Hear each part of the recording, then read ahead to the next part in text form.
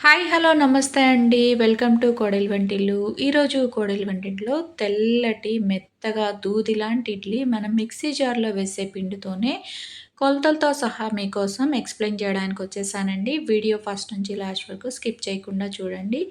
ఇడ్లీ అయితే చాలా చాలా సాఫ్ట్‌గా, మెత్తగా, స్పంజీగా చట్నీలో ముంచుకొని అలా తింటూ ఉంటే టేస్ట్ అయితే సూపర్‌గా ఉందండి. ఇంత సూపర్ టేస్టీగా ఉన్న ఇడ్లీ మీకు చూపించకపోతే ఎలాగా? అయితే వీడియోలోకి వెళ్ళిపోదాం. వచ్చేసేయండి. దీనికోసం అయితే నేను ముందుగానే ఏమేం ప్రిపేర్ చేసి పెట్టుకున్నానో చూపిస్తాను చూడండి. ముందుగా ఒక కప్పు మినపప్పు బాగా కడిగి నానబెట్టుకోవాలి. ఒక 5, 6 గంటలు నానితే సరిపోతుందండి. దీనికోసం పెద్ద శ్రమ కూడా అవసరం లేదు. ఇక పప్పు నానబెట్టుకున్నాను కదా! తర్వాత మనం మిక్సీ వేసుకోబోయే ముందు నేను రవ్వ నానబెట్టుకున్నానండి. ఇక్కడ నేను ఒక కప్పు మినపప్పుకి 2 కప్పుల రవ్వనైతే నానబెట్టుకున్నాను. కప్పు కొలతలతో చెప్తున్నానండి. మీ దగ్గర ఏది అవైలబుల్‌గా ఉంటే దాంతో కొలుచుకోండి. గిన్నెైనా, గ్లాస్ అయినా ఏదైనా పర్వాలేదు. మనం ముందుగా నానబెట్టుకున్న మినపప్పుని చక్కగా నీట్‌గా వాష్ చేసుకొని వాటర్‌లోంచి సెపరేట్ చేసి మిక్సీ జార్‌లోకి వేసుకోవాలి. తర్వాత తగినన్ని చల్లని వాటర్ అండి. కూల్ వాటర్ మన ఫ్రిడ్జ్‌లో ఉన్న వాటర్ వేసుకొని మనం ఇలాగా మిక్సీ పట్టుకోవాలి. చూసారా బ్యాటర్ ఇలా వస్తే సరిపోతుంది. ఇక ఈ బ్యాటర్ పక్కనుంచేసుకొని మనం రవ్వ నానబెట్టుకున్నాం కదండీ! ఆ రవ్వని చక్కగా నీట్‌గా వాష్ చేసుకోవాలి. ఎంత నీట్‌గా వాష్ చేసుకోవాలంటే మన రవ్వ కడిగి అలా పెట్టి పైన నీళ్లు పోస్తే మనకి రవ్వ కనిపించేంత చక్కగా వాష్ చేసుకోవాలి. ఇక్కడ నేను రవ్వ నానపెట్టేటప్పుడు కొంచెం కల్లుప్పైతే వేశానండి. అలా కల్లుప్పు వేయడం వల్ల మనకి రవ్వ అనేది చాలా చక్కగా తెల్లగా వస్తుంది. తర్వాత 5-6 టైమ్స్ నేను రవ్వనైతే వాష్ చేసుకున్నాను. దీన్ని చక్కగా ఇలా పిండుకొని వేరొక గిన్నెలోకైతే యాడ్ చేసుకుంటున్నాను. ఈ రవ్వ చక్కగా మొత్తం పిండుకొని, ఈ రవ్వ మొత్తం వేరొక బౌల్‌లోకి వేసుకున్న తర్వాత, మనం ముందుగా మిక్సీ పట్టుకున్న మినప్పిండి ఉంది చూడండి, దాన్ని రవ్వ మీద వేసి ఇలా కలుపుకుంటున్నాననమాట. చూసారా మన మినప్పిండి ఎలా పడుతుందో రిబ్బన్‌గా.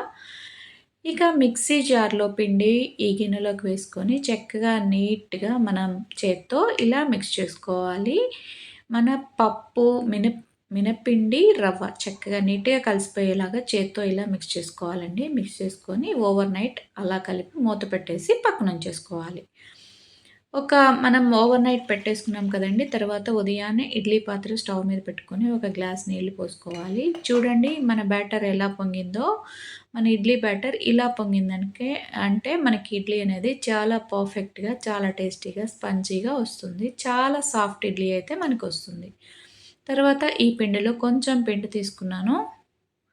ఇక ఇడ్లీ ట్రేలకి ఇక్కడ నేను నెయ్యయితే అప్లై చేస్తున్నాను. పిల్లలకి నెయ్యి ఇవ్వడం చాలా మంచిది కదండీ! మీరు నెయ్యి ప్లేస్‌లో నూనెనైనా వేసుకోవచ్చు. ఆయిల్ వేసుకొని నెయ్యి ఇష్టం లేని వాళ్ళు ఆయిల్‌తో గ్రీస్ చేసుకోవచ్చు. ఇడ్లీ ప్లేట్‌లు మొత్తానికి నెయ్యి వేసి గ్రీస్ చేసుకోవాలి. తర్వాత మనం ముందుగా రెడీ చేసి పెట్టుకున్న బ్యాటర్‌లో సాల్ట్ వేసుకొని, వాటర్ వేసుకొని, కన్సిస్టెన్సీ చూసుకొని మనం బ్యాటర్ అయితే మిక్స్ చేసుకోవాలండి. ఇక్కడ మీరు పల్చటి ఇడ్లీ కావాలనుకుంటే పిండనేది కాస్త పల్చగా కలుపుకోండి. వాటర్ ఎక్కువ యాడ్ చేసుకోండి. కొంచెం మందంగా కావాలనుకుంటే కొంచెం తక్కువ వాటర్ యాడ్ చేసుకోండి. ఈ కన్సిస్టెన్సీ ఉంటే సరిపోతుంది. ఇక ఇడ్లీ ట్రేస్ మొత్తానికి కూడా ఇడ్లీ బ్యాటర్ అనేది వేసేసుకోవాలి. తర్వాత మనం ముందుగా స్టవ్ మీద ఇడ్లీ పాత్ర పెట్టుకొని ఉన్నాం కదండీ! వాటర్ వేసుకున్నాను. ఒక గ్లాసున్నర వాటర్ వేసాను.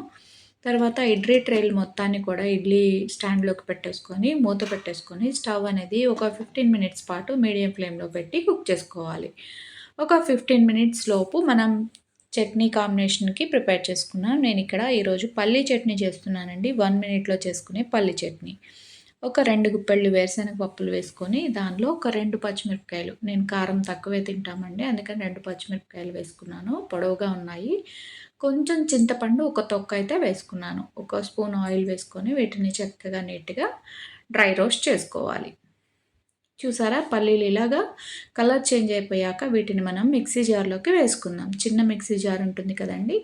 15 మినిట్స్ తర్వాత మన ఇడ్లీ చూడండి ఎలా ఉడికిపోయిందో. మనం తడి చేత్తో ఇలా టచ్ చేసి చూస్తే మన చేతికి ఎలాంటి తడి అనేది అంటుకోదు. అప్పుడు మన ఇడ్లీ అనేది పర్ఫెక్ట్‌గా కుక్ అయిపోయింది. ఈలోపు ఇంకా స్టవ్ ఆఫ్ చేసేసి ఇడ్లీ పక్కనుంచేసుకొని చట్నీ అనేది ప్రిపేర్ చేసుకున్నాం. మిక్సీ జార్‌లోకి వేసుకున్న తర్వాత ఒక్కసారి తిప్పుకొని ఇలాగ వచ్చాక దీనిలోకి తగినన్ని వాటర్ పోసుకొని నీట్‌గా మిక్సీ పట్టుకోవాలి. ఇక అదే ప్యాన్‌లో నేను తాలింపు అయితే రెడీగా చేసి పెట్టుకున్నానండి. ఆయిల్ వేసి తాలింపు గింజలు, కరివేపాకు, ఎండుమిరపకాయలు వేసుకున్నాను. మిక్సీ పట్టుకున్న పల్లీ చట్నీ కూడా వేసుకొని చక్కగా నీట్‌గా తాలింపు పెట్టుకోవాలి. మీరు ఇక్కడ చట్నీ అనేది గట్టిగా తినాలనుకుంటే వాటర్ అనేది తక్కువ వేసుకోండి. లేదా కొంచెం నీళ్ళగా కావాలనుకుంటే వాటర్ అనేది కొంచెం ఎక్కువగా వేసుకోండి.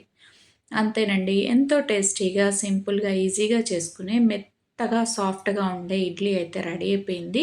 పల్లీ చట్నీ కూడా రెడీ అయిపోయింది. 1 మినిట్‌లో చేసుకునే పల్లీ చట్నీ. ఇక ఈ వీడియో నచ్చితే లైక్ చేసి, షేర్ చేసి, సబ్స్క్రైబ్ చేసుకోవడం అస్సలు మర్చిపోవద్దు. మనం మిక్సీ జార్‌లోనే ఇడ్లీ అనేది ఇంత టేస్టీగా చేసుకోవచ్చని నాకు కూడా తెలీదు. మా అత్తయ్య, అమ్మ చేస్తుంటే ఎలా చేస్తున్నారబ్బా అనుకునేదాన్ని.